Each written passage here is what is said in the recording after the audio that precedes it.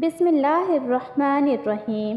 سورہ کوثر، سورہ اخلاص اور سورہ فاتحہ کی طاقت دیکھ لو۔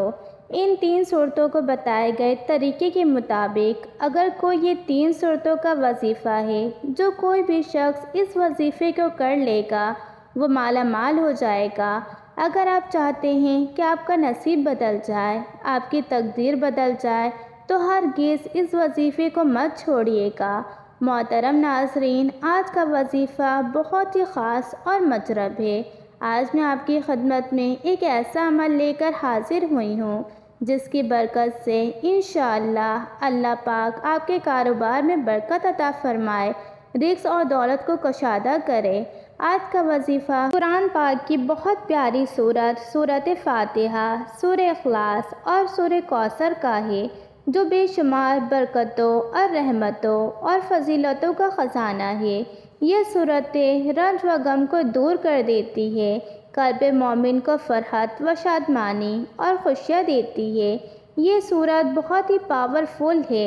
ان کو پڑھنے سے اللہ تعالیٰ نے حیران کن معجزات رکھے ہیں، اور موجودہ دور میں جو لوگ رزق کے معاملے میں ہر وقت پریشان رہتے ہیں، اس کو پڑھنے سے اللہ پاک رزق کی پریشانیوں کو ختم کر دیتے ہیں۔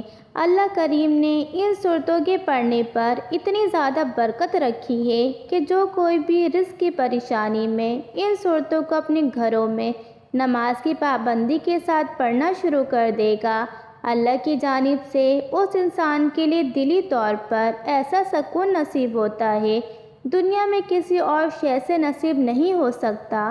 اور یہ کتنی بڑی سعادت ہے انسان کے لیے۔ 2 سال قبل ایک بہن بار بار کہہ رہی تھی، وہ اپنی ایک ہی پریشانی کا بار بار ذکر بتاتے ہوئے کہہ رہی تھی کہ میرا خاوند سعودی عرب میں ایک کمپنی کے ساتھ کام کرتے تھے۔ اس وقت گھر کے حالات بہت ہی اچھے تھے۔ آپ جانتے ہیں کہ جب انسان کے حالات اچھے ہوں تو اس کا فرق گھر کے ماحول پر ہی پڑتا ہے۔ بچے اچھے اسکولوں میں پڑھتے ہیں، ان کا کھانا پینا سب سے اچھا ہوتا ہے۔ پھر انہی دنوں میں ایسا ہوا کہ اچانک سعودیہ میں وہ کمپنی بند ہو گئی اور خاوند پاکستان آ گئے۔ جیسے ہی وہ پاکستان آئے تو کچھ عرصے تک وہ کافی کمپنیوں میں کام کے لیے اپلائی کرتے رہے، مگر کسی نے ایسا رزق باندھ کر رکھا تھا کہ پھر دور دور تک امید نظر ہی نہیں آ رہی تھی کہ ان کو کیسے نوکری ملے۔ پھر پاکستان میں ہی وہ مارے مارے پھرتے رہے۔ آپ خود ہی اندازہ لگا لیں کہ اچھے حالات سے جب اچانک حالات تبدیل ہونا شروع ہو جائے اس وقت کیا نوبت آتی ہے۔ کچھ جمع پونجی تھی وہ بھی ختم ہو گئی، اب قرض کا بھی کافی زیادہ چڑھ گیا تھا۔ سمجھ نہیں آ رہی تھی کہ کیا ہو گیا ہے۔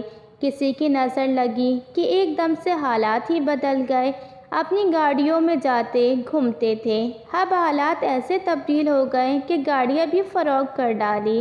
کسی نے خاوند کو مشورہ دیا کہ ریفریشمنٹ کا بزنس شروع کر لو، کچھ نہ کچھ تو گھر کا روزانہ کی بنیاد پر آتا ہی رہے گا، جس سے گھر کا خرچہ نکلتا رہے گا، ورنہ جو تمہارے پاس جمع پونجی ہے یہ تو ساری ہی ختم ہو جائے گی۔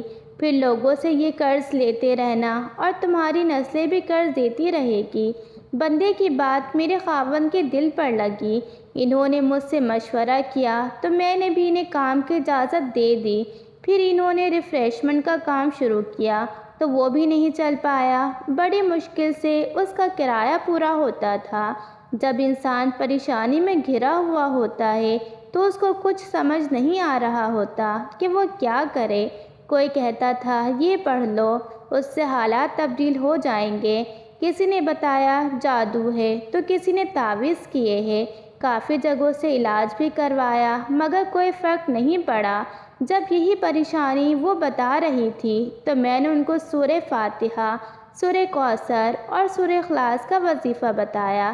جیسے ہی انہوں نے یہ عمل شروع کیا، 1 ماہ ہی گزرے، دوبارہ اللہ کریم نے کاروبار اس طرح بڑھایا کہ خاوند کا ریفریشمنٹ کا کام ایسے چل پڑا۔ اب 1 ماہ میں بہت اچھی آمدنی ہوئی۔ ہم نے ان کو یہ بتایا آپ اس عمل کو جاری رکھیں، اس سے آپ کو اتنی مال و دولت حاصل ہوگی، آپ کی نسلوں کے لیے کافی ہوگی۔ اللہ پاک آپ کو اس عمل سے ایسا رزق جاری فرما دیں گے کہ وہ 7 نسلوں تک کبھی ختم نہیں ہوگا۔ وقت کو مد نظر رکھتے ہوئے وظیفے کی طرف چلتے ہیں۔ سب سے پہلے اپنے گھر میں نماز کو معمول بنانا ہے۔ کوئی فرد ایسا نہ ہو جو نماز نہ پڑھے، کیونکہ نماز فرض ہے۔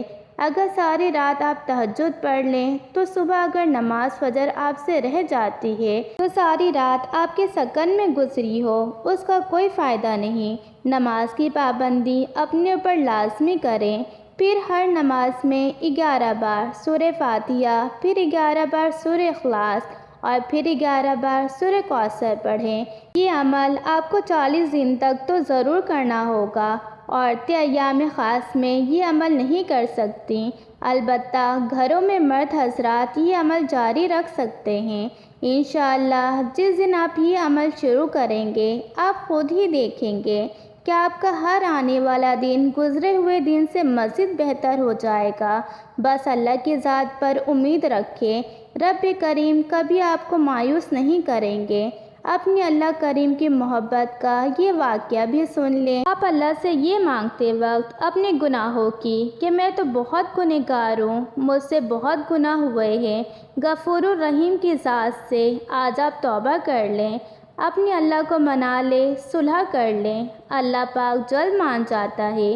توبہ سے بے شمار واقعے سے بھری پڑی ہے۔ کہیں لوط علیہ السلام جیسے انبیاء کی بیوی جہنم کے ایندھن بن رہی ہیں، تو کہیں فرعون جیسے دشمن دین کی بیوی آسیہ اسلام قبول کر کے جنت میں ختم المرسلین صلی اللہ علیہ وسلم کی زوجہ کا شرف حاصل کر رہی ہیں۔ کہیں نبی صلی اللہ علیہ وسلم کا سردار چچا ابو لہب جہنم کے پست ترین درجات میں گر رہا ہے، تو کہیں بلال رضی اللہ تعالیٰ عنہ جیسا غلام حضور صلی اللہ علیہ وسلم کی سواری کی لگام پکڑے جنت میں داخل ہو رہا ہے۔ وظیفے کے بعد آپ نے لازمی اللہ پاک کی بارگاہ الہی میں دعا کرنی ہے۔ دعا ہے کہ اللہ تعالیٰ ہم سب کو دین حق پر چلنے کی توفیق عطا فرمائے۔ اللہ تعالیٰ ہم سب کو ہمارے نبی پاک صلی اللہ علیہ وسلم سے پکی اور سچی محبت نصیب فرمائے، اور اللہ تعالیٰ سے دعا ہے کہ جو لوگ پریشان ہیں اللہ تعالیٰ سب کی پریشانیوں کو دور فرمائے، اور ہم سب کو 5 وقت نماز با جماعت ادا کرنے کی توفیق عطا فرمائے۔ دعا ہے کہ اللہ تعالیٰ میرا سنانا اور آپ کا سننا اپنی بارگاہ الہی میں قبول اور منظور فرمائے، آمین ثم آمین۔ اور اللہ تعالیٰ سے دعا ہے کہ جو لوگ پریشان ہیں اللہ تعالیٰ سب کی پریشانیوں کو دور فرمائے، اور ہم سب کو 5 وقت نماز با جماعت ادا کرنے کی توفیق عطا فرمائے۔ تمام دوست احباب کمنٹ باکس میں اللہ تعالیٰ کے 99 ناموں میں سے ایک نام ضرور ٹائپ کریں۔ ویڈیو اچھی لگی ہو تو ویڈیو کو لائک کر دیں۔